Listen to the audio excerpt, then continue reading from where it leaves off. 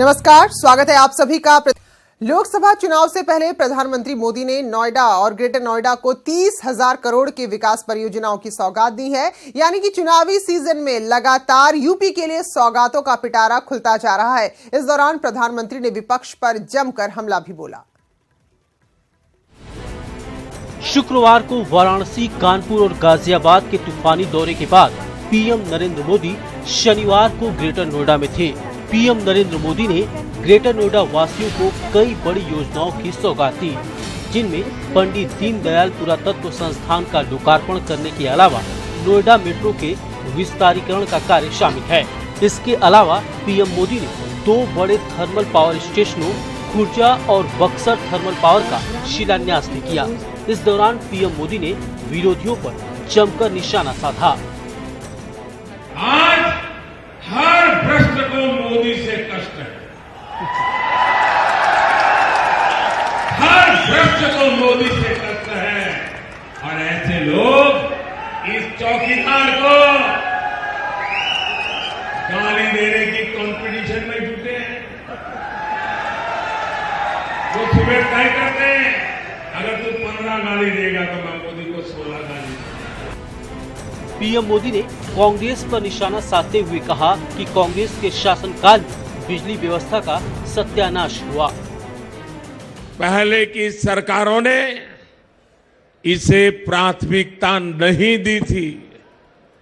देश में कैसे पावर सेक्टर को नजरअंदाज किया गया, देश की ऊर्जा जरूरतों को नजरअंदाज किया गया, इसका एक उदाहरण कल ही कानपुर में मुझे दिखाई दिया। इस दौरान देश में हो रही आतंकी घटनाओं के लिए पीएम ने पाकिस्तान को भी आड़े हाथों लिया। ऐसी इतनी बड़ी थी घटना कि रात को 3:30 बजे पाकिस्तान की नींद खत्म हो गई।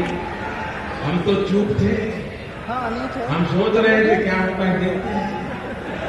पाकिस्तान ऐसा घबरा गया था कि 5 बजे उसने ट्वीट करके रोना शुरू कर दिया, मोदी ने मारा, मोदी ने मारा, मोदी ने मारा।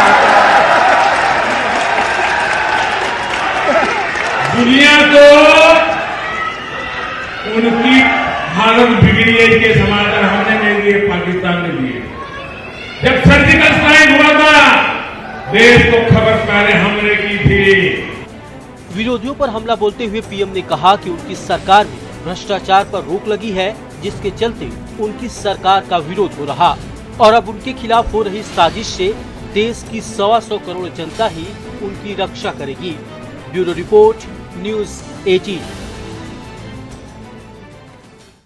और इस अवसर पर मुख्यमंत्री ने कहा कि आज पूरा देश मान रहा है कि मोदी है तो मुमकिन है। तो एक असंगठित क्षेत्र के कार्मिक को अपने बुढ़ापे का सहारा, उसकी पेंशन प्राप्त हो सके। पिछली सरकारों के लिए सारे के सारे कार्य नामुमकिन थे, लेकिन इस नामुमकिन को मुमकिन बनाया है, क्योंकि मोदी हैं तो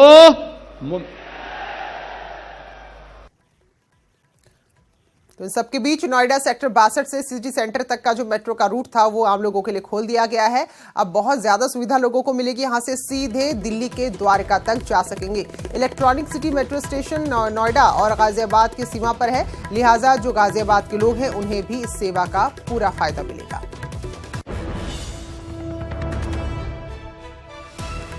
सर्वेक्षण में देखिए, अभी ऐसे कहना नहीं चाहिए, पर यूपी के जो शहर हैं ज़्यादातर जो पहला दूसरा सर्वेक्षण हुआ वो बिल्कुल नीचे थे। पहला सर्वेक्षण 2016 में हुआ, 17 में, 18 से पिकअप किया और अभी जो सर्वेक्षण अभी गाजियाबाद बहुत नंबर 13 नंबर पे पहुंच गया।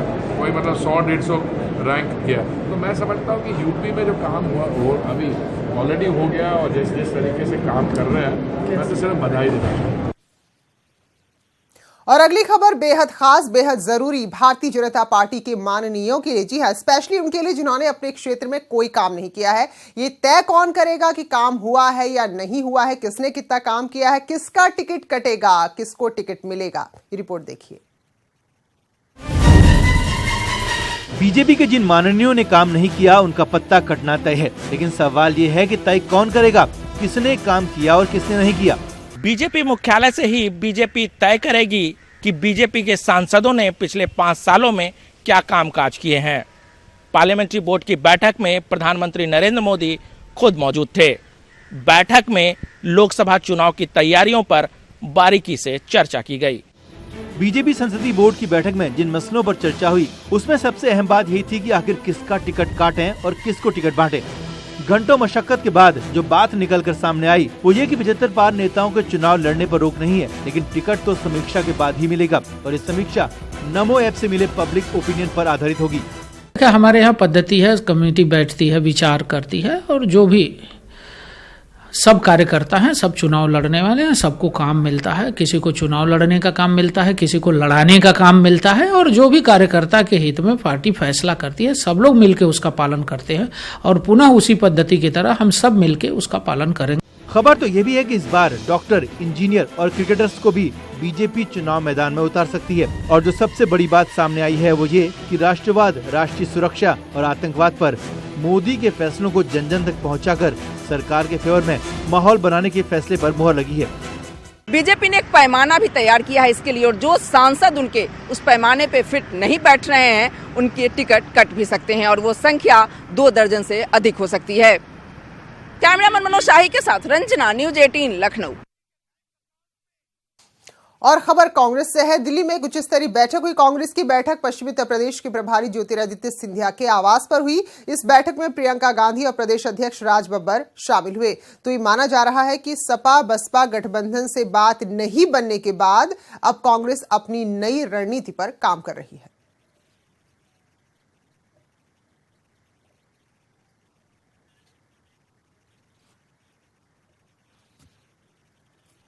अशरफ हमारे संवाददाता फोन लाइन पर जुड़ चुके हैं जानकारी के साथ। अशरफ, जरा बताएं इस बैठक का क्या मजमून था और कौन कौन लोग शामिल हुए, क्या कुछ तय हुआ है?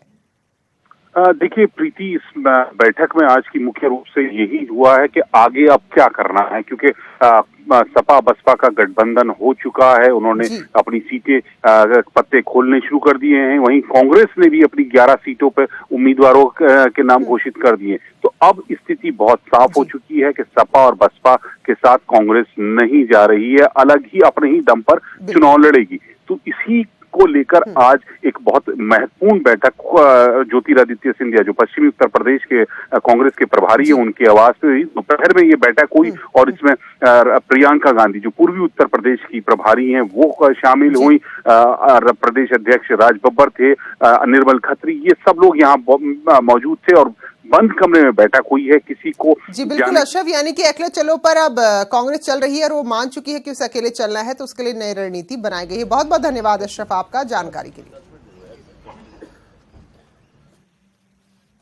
और प्रियंका गांधी की एंट्री राजनीति में हो चुकी है पूरी तरह से और अब सुर्खियों में है उनके पति रॉबर्ट वाड्रा। इसकी वजह एक पोस्टर भी है। ये पोस्टर मुरादाबाद से होकर गाजियाबाद तक पहुंच चुका है। पोस्टर में वाड्रा की सियासी पारी के संकेत साफ देखने को मिल रहे हैं। रिपोर्ट देखिए। वाड्रा के वफादार पोस्टरबाज चुनाव लड़ाने की कर रहे पुकार।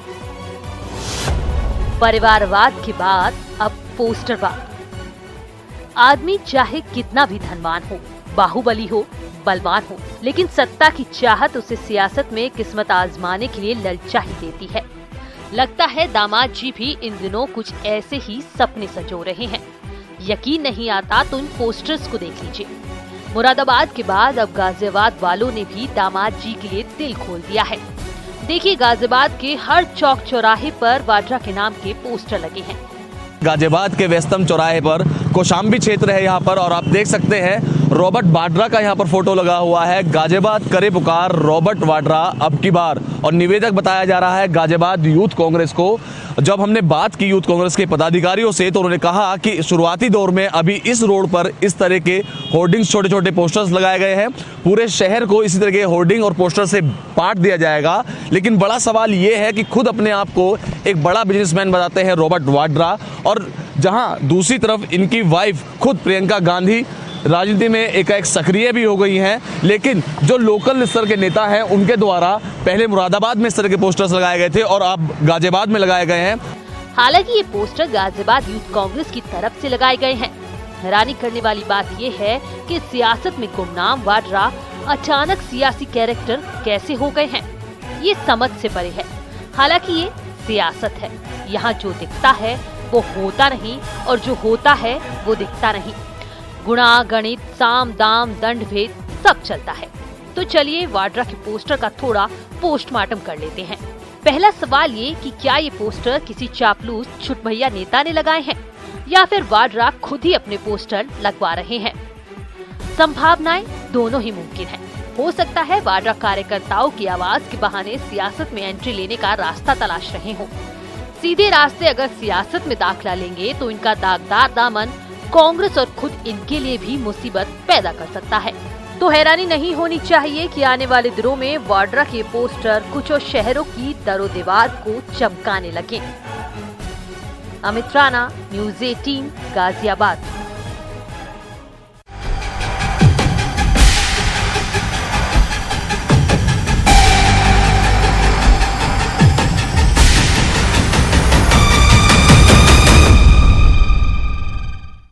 सीतापुर कलेक्ट्रेट में हुई जिला योजना की बैठक के दौरान अजीबोगरीब नजारा दिखाई दिया। यहां जिले के कई विधायक बैठक में पहुंचे ही नहीं। जब प्रभारी मंत्री रीता बहुगुणा जोशी, सांसद राजेश वर्मा और जिलाधिकारी अखिलेश तिवारी समेत कुछ विधायक वहां मौजूद थे, उस वक्त इन तमाम विधायकों की सीट खाली थी। इन तस्वीरों ने एक बार फिर पार्टी के बीच चल रही गुटबाजी और नेताओं के बीच के तालमेल के अभाव को सतह पर ला दिया है। उन्नाव और संत कबीर नगर में बीते दिनों बीजेपी के अंदर घमासान दिखा था और उसके बाद सीतापुर में जिला योजना की बैठक के दौरान भी हंगामे के पूरे आसार थे। लेकिन कई विधायक जो कि इस बैठक में पहुंचे ही नहीं और फिलहाल हंगामा जो होने वाला था उसको जरूर खत्म कर दिया, उसके आसार को। लेकिन अब ये फिर चर्चा तेज है कि क्या गुटबाजी दिनों दिन बढ़ती जा रही है।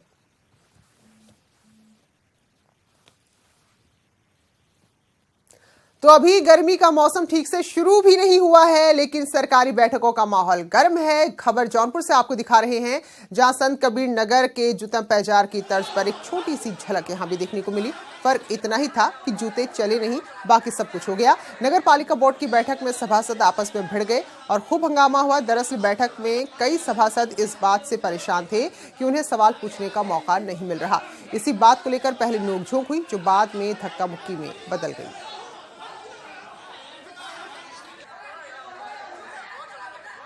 चलिए कुछ और खबरों का रुख करेंगे। मुंबई में एसडीआरएफ मुख्यालय के लोकार्पण कार्यक्रम में मुख्यमंत्री योगी ने मुख्यालय के लिए शुभकामनाएं दी। उन्होंने कहा कि एसडीआरएफ के जवानों ने आपदा के दौरान शानदार काम किया है। कुंभ के दौरान भी पुलिस और एसडीआरएफ के काम से पुलिस की धारणा बदली है। उन्होंने कहा कि अप्रवासी भारतीयों के सम्मेलन में अप्रवासी भारतीयों ने यूपी पुलिस की जमकर तारीफ की थी।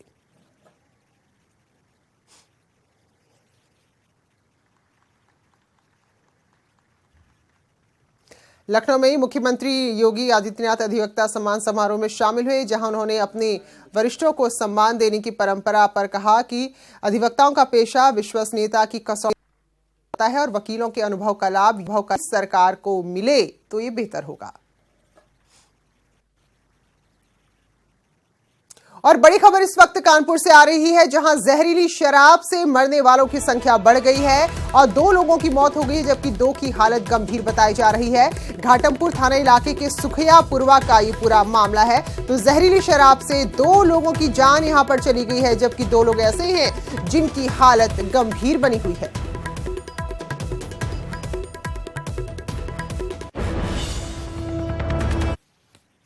तो बुलेटिन में इतना ही, लेकिन जाते जाते एक जरूरी जानकारी एक बार फिर से आपको दे दें। डीटीएच या केबल नेटवर्क पर अपने पसंदीदा चैनल चुनने की आखिरी तारीख 31 मार्च है। इसलिए आपको एक बार फिर याद दिला दें कि आप अपना सबसे प्रिय चैनल न्यूज़ 18 सिर्फ 10 महीने में, पूरे महीने 10 पैसे में पूरा महीना देख सकते हैं। तो आज ही अपने डीटीएच या फिर केबल ऑपरेटर से संपर्क करें या फिर ऑनलाइन सब्सक्राइब करें। तो एक छोटा सा ब्रेक के बाद देखिए खबरें उत्तराखंड की।